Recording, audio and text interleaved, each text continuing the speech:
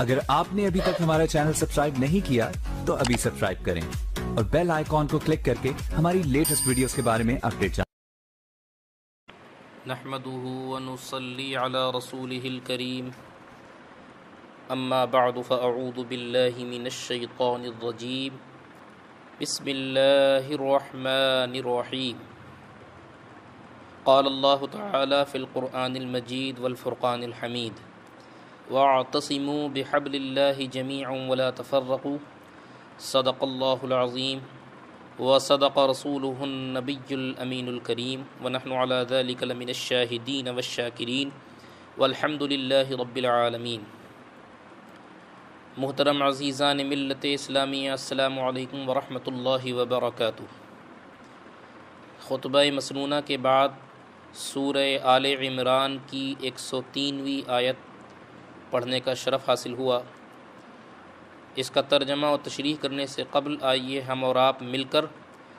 دونوں عالم کے تاجدار مالک و مختار حضور سید عالم محمد الرسول اللہ صلی اللہ علیہ وسلم میں درود پاک کا نذرانہ پیش کریں۔ پڑھیے اللہم صلی علی سیدنا و شفیعنا و نبینا و مولانا محمد وعلی آلہ و اصحابہ وبارک وسلم۔ حضرات کرام، رب تبارک و تعالی اپنے مقدس کلام میں ارشاد فرما رہا ہے، اور تم سب مل کر اللہ کی رسی کو مضبوطی کے ساتھ تھام لو اور آپس میں تفرقہ مت ڈالو۔ وَاعْتَصِمُوا بِحَبْلِ اللَّهِ جَمِيعًا وَلَا تَفَرَّقُوا، تم سب مل کر اللہ کی رسی کو مضبوطی کے ساتھ تھام لو اور آپس میں تفرقہ نہ ڈالو۔ اس آیت میں ان افعال اور حرکات کی ممانعت کی گئی ہے جو مسلمانوں کے درمیان تفریق کا سبب ہوں۔ چنانچہ ارشاد باری ہوا، تم سب مل کر اللہ کی رسی کو مضبوطی سے تھام لو اور آپس میں فرقوں میں تقسیم نہ ہو جاؤ، جیسے یہود و نصارہ نے فرقے بنا لیے۔ حضرات کرام، خیال رہے کہ اصل راستہ اور طریقہ مذہب اہل سنت ہے، اس کے سوا کوئی راہ اختیار کرنا دین میں تفریق کرنا ہے اور یہ ممنوع ہے۔ بعض لوگ یہ آیت لے کر اہل سنت سمیت سب کو غلط قرار دیتے ہیں۔ یہ سراسر غلط ہے، کیونکہ حکم یہ ہے کہ جس طریقے پر مسلمان چلتے آ رہے ہیں، جو صحابہ کرام رضی اللہ تعالی عنہم سے جاری و ساری ہے اور سنت سے ثابت ہے، اس سے نہ ہٹو۔ بہرکیف حبل اللہ کی تفسیر میں مفسرین کے چند اقوال ہیں۔ بعض کہتے ہیں کہ اس سے قرآن مراد ہے، حبل اللہ یعنی اللہ کی رسی،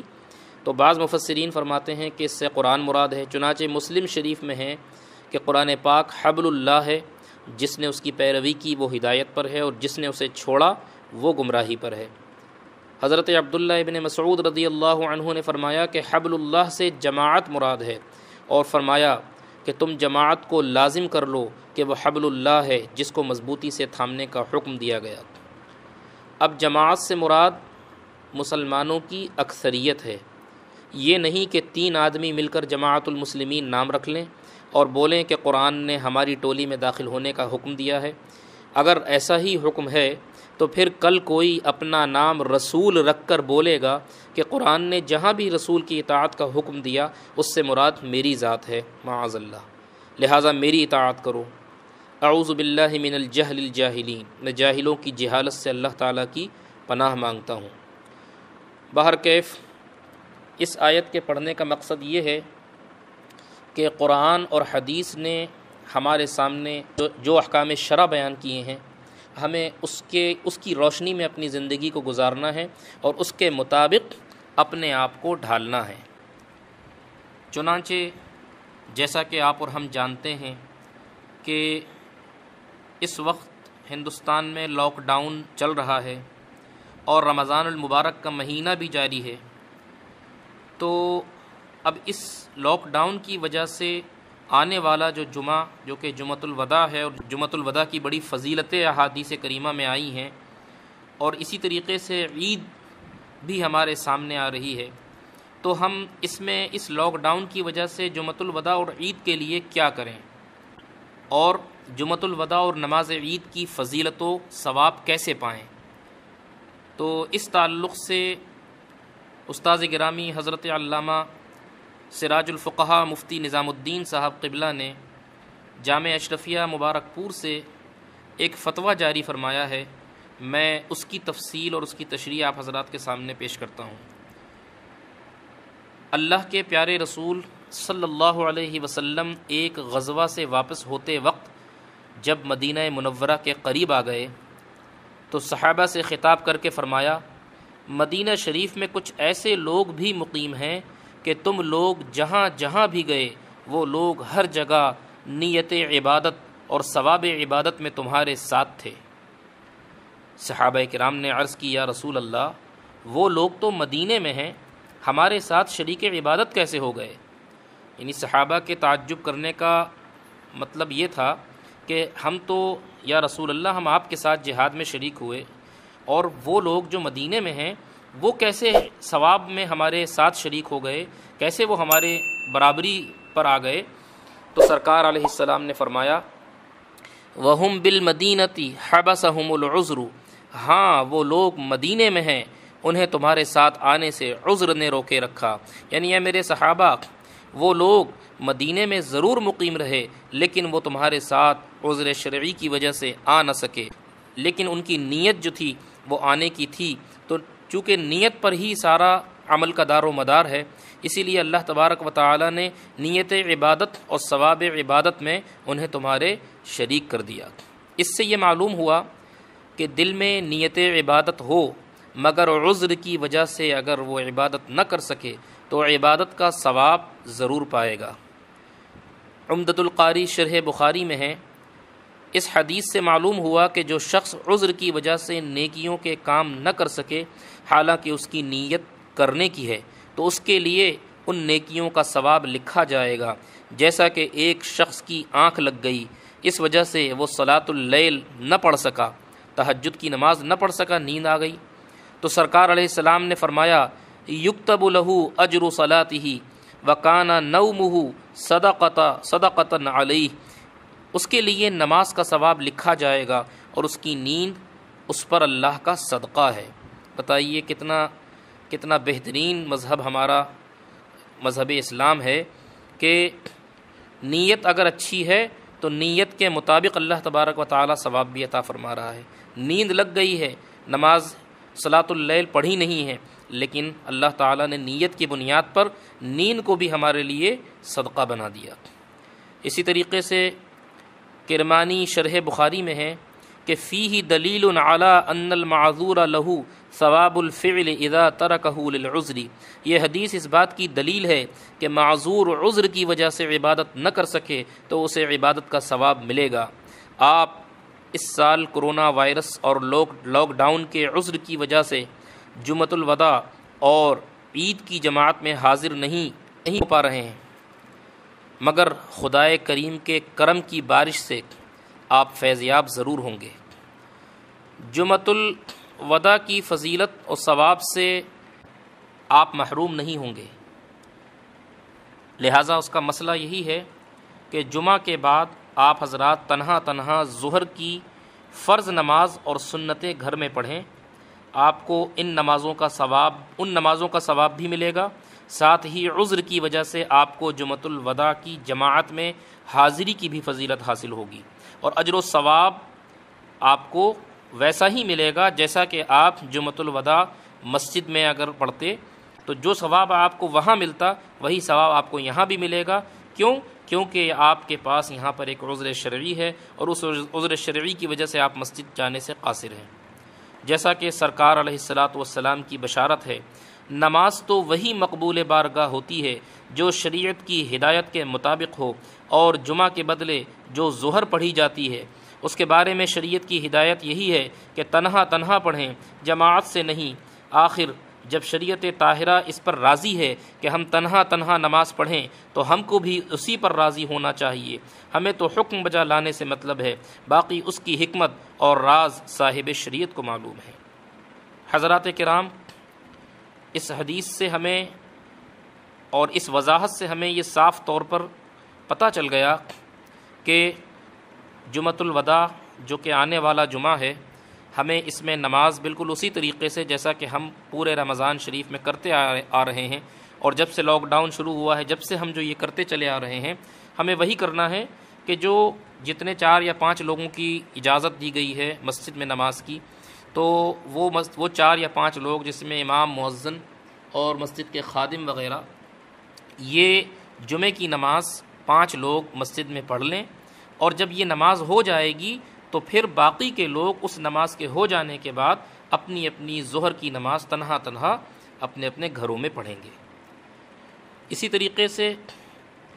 ہم لاک ڈاؤن اور دفعہ 144 کی وجہ سے نماز عید کی جماعت میں بھی حاضری سے محروم ہو رہے ہیں، مگر یہ صرف جسمانی حاضری سے محرومی ہے،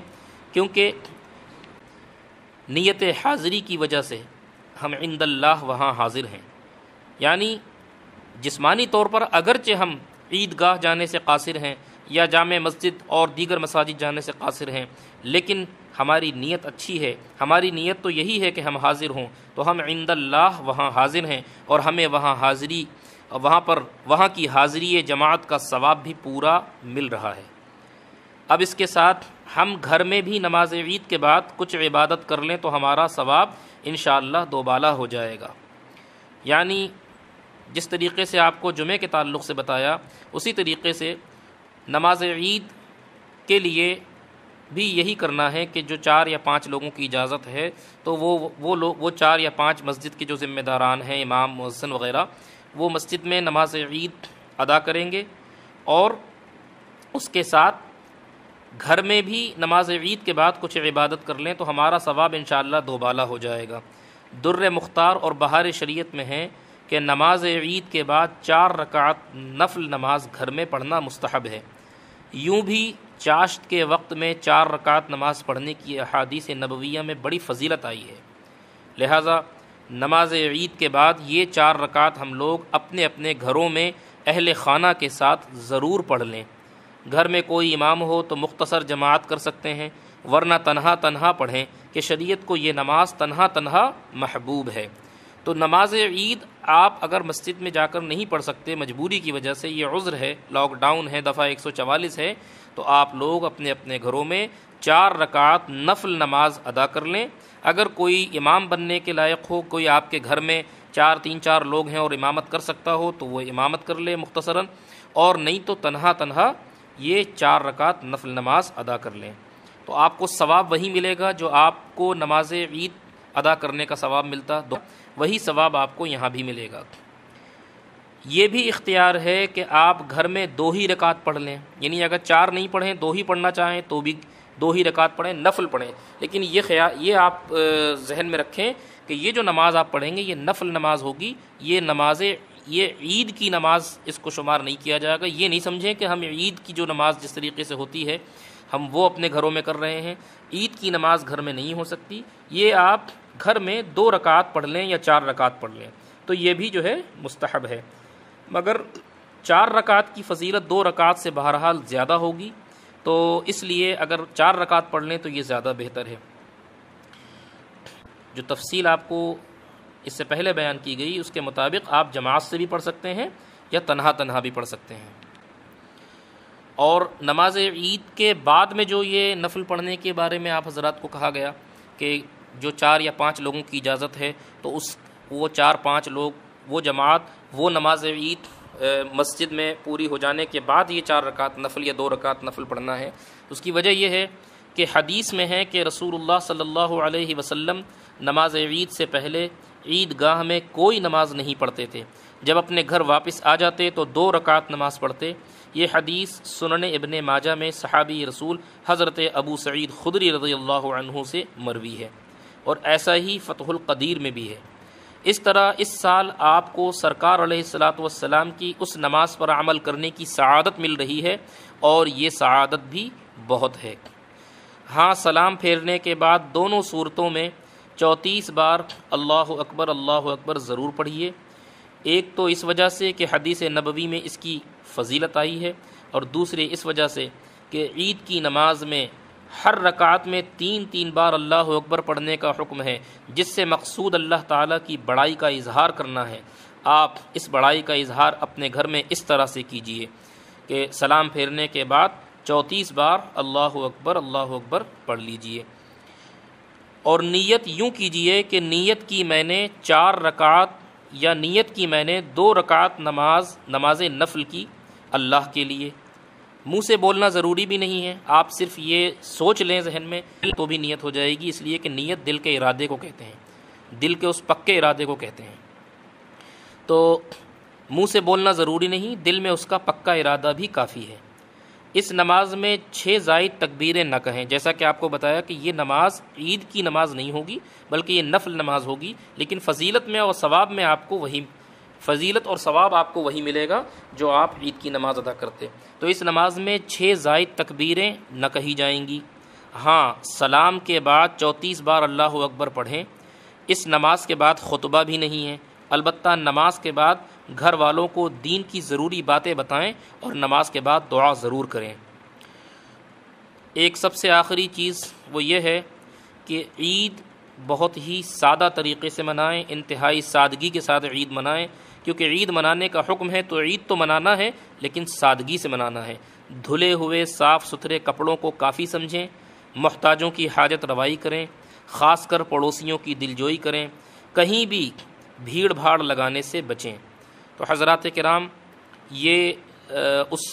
فتوے کی تفصیل تھی جو میں نے آپ حضرات کے سامنے بیان کیا۔ یہ فتویٰ جامعہ اشرفیہ مبارک پور کے دارالافتاء سے شائع ہوا ہے، اور استاذ گرامی سراج الفقہاء حضرت علامہ مفتی نظام الدین صاحب قبلہ نے اس فتوے کو لکھا ہے، اور عام مومنین کے استفادے کے لیے یہ ہر جگہ موجود ہے، لہٰذا اس پر عمل کرنے کی ضرورت ہے۔ اللہ تبارک و تعالی مجھے اور آپ کو عمل خیر کی توفیق عطا فرمائے۔ وما علینا الا البلاغ۔ السلام علیکم ورحمۃ اللہ وبرکاتہ۔